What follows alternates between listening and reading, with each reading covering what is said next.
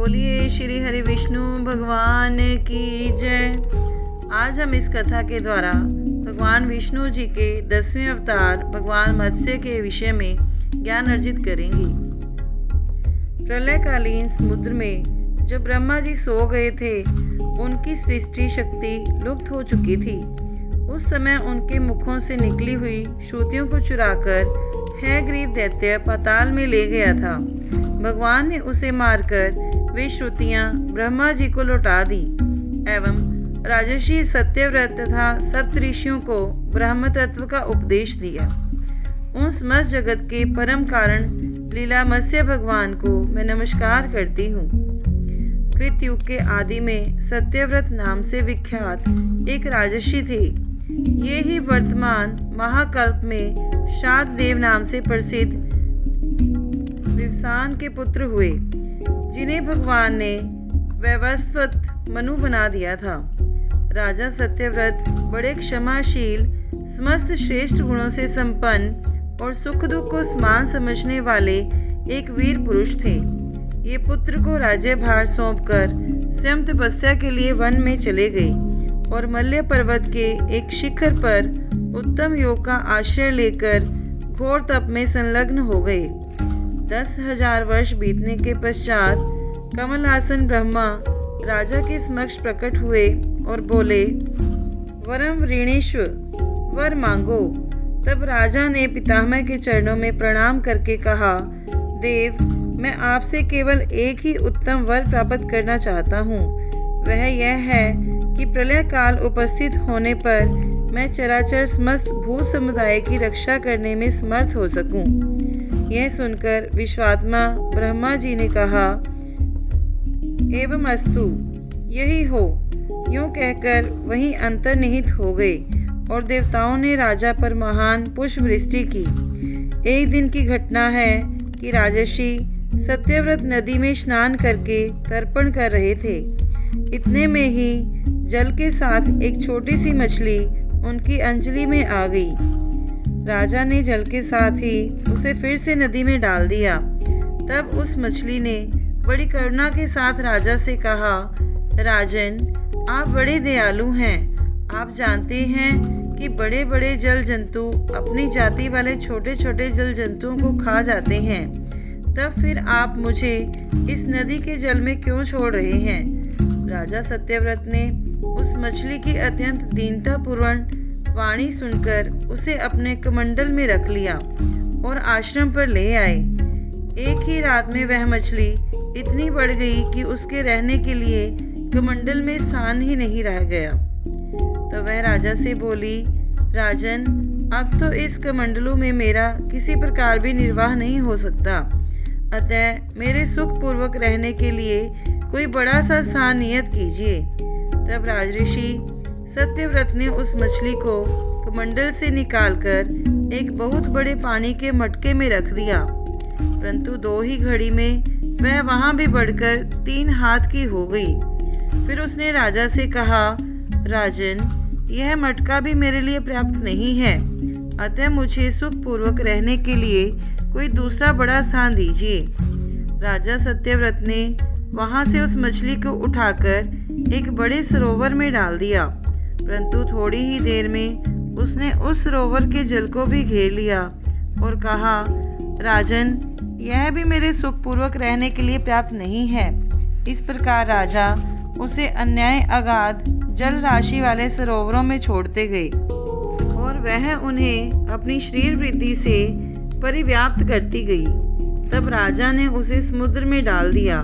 समुद्र में छोड़े जाते समय उस लीला मत्स्य ने कहा, वीरवर नरेश, समुद्र में बहुत से विशालकाय मगरमच्छ रहते हैं, वे मुझे निगल जाएंगे, अतः आप मुझे समुद्र में मत डालिए। मत्स्य भगवान की वह मधुर वाणी सुनकर राजा सत्यव्रत की बुद्धि मोहाच्छन्न हो गई। तब उन्होंने पूछा कि हमें मत्स्य रूप से मोहित करने वाले आप कौन हैं? आपने एक ही दिन में 100 योजन विस्तार वाले सरोवर को आच्छादित कर लिया। ऐसा पराक्रमशाली जल जंतु तो हमने आज तक ना देखा है और ना ही सुना था। निश्चय ही आप साक्षात सर्वशक्तिमान सर्वव्यापी अविनाशी श्री हरि हैं। जीवों पर अनुग्रह करने के लिए ही आपने जलचर का रूप धारण किया है। पुरुष श्रेष्ठ, आप जगत की उत्पत्ति, स्थिति और प्रलय के कर्ता हैं। आपको नमस्कार है।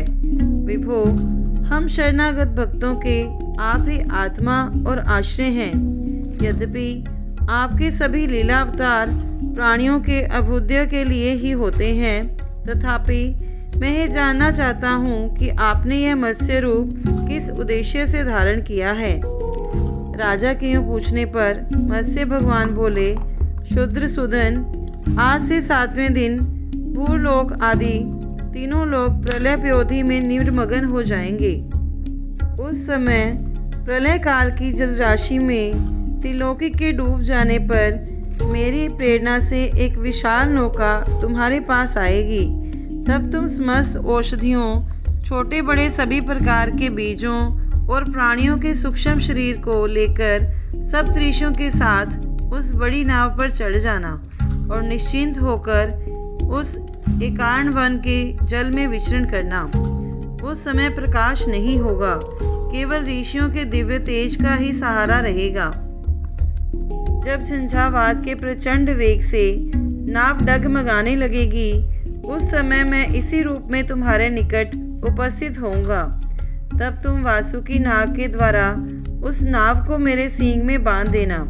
इस प्रकार जब तक ब्रह्मी निशा रहेगी, तब तक मैं तुम्हारे तथा ऋषियों के द्वारा अधिष्ठित उस नाव को प्रलय सागर में खींचता हुआ विचरण करूंगा।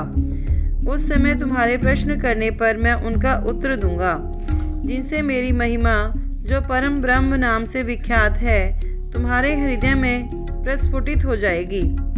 राजा से यूँ कहकर मत्स्य भगवान वहीं अंतर्हीन हो गए। राजर्षि सत्यव्रत भगवान के बताए हुए उस काल की प्रतीक्षा करने लगे। वे कुशों को, जिनका अग्रभाग पूर्व की ओर था, बिछाकर उस पर ईशान कोण की ओर मुख करके बैठ गए और मत्स्य रूपधारी श्री हरि के चरणों का चिंतन करने लगे। इतने में ही राजा ने देखा कि समुद्र अपनी मर्यादा भंग करके चारों ओर से पृथ्वी को डुबाता हुआ बढ़ रहा है और भयंकर मेघ वर्षा कर रहे हैं। तब उन्होंने भगवान के आदेश का ध्यान किया और देखा कि नाव आ गई। फिर तो राजा औषधि, बीज और सप्तऋषियों को साथ लेकर उस नाव पर सवार हो गए। तब सप्तऋषियों ने प्रसन्न होकर कहा कि राजन, केशव का ध्यान कीजिए, वे ही हम लोगों की इस संकट से रक्षा करके कल्याण करेंगे। तदंतर राजा के ध्यान करते ही श्री हरि मत्स्य रूप धारण करके उस प्रलय अवधि में प्रकट हो गए। उनका शरीर स्वर्ण सा देदीप्यमान तथा 4 लाख कोस के विस्तार वाला था। उनके एक सींग भी था। राजा ने पूर्व कथन अनुसार उस नाव को वासुकी नाग द्वारा मत्स्य भगवान के सींग में बांध दिया और स्वयं प्रसन्न होकर उन मधुसूदन की स्तुति करने लगे। राजा सत्यव्रत के स्तवन कर चुकने पर मत्स्य रूपधारी पुरुषोत्तम भगवान ने प्रलय प्योधि में विहार करते हुए उन्हें तत्व ज्ञान का उपदेश दिया, जो मत्स्य पुराण नाम से प्रसिद्ध है। तत्पश्चात प्रलयांत में भगवान ने हयग्रीव असुर को मारकर उससे वेद छीन लिए और ब्रह्मा जी को दे दिए। भगवान की कृपा से राजा सत्यव्रत ज्ञान विज्ञान से संपन्न होकर इस कल्प में वैश्वत मनु हुए। बोलिए श्री हरि विष्णु भगवान की जय। ओम नमो नारायण।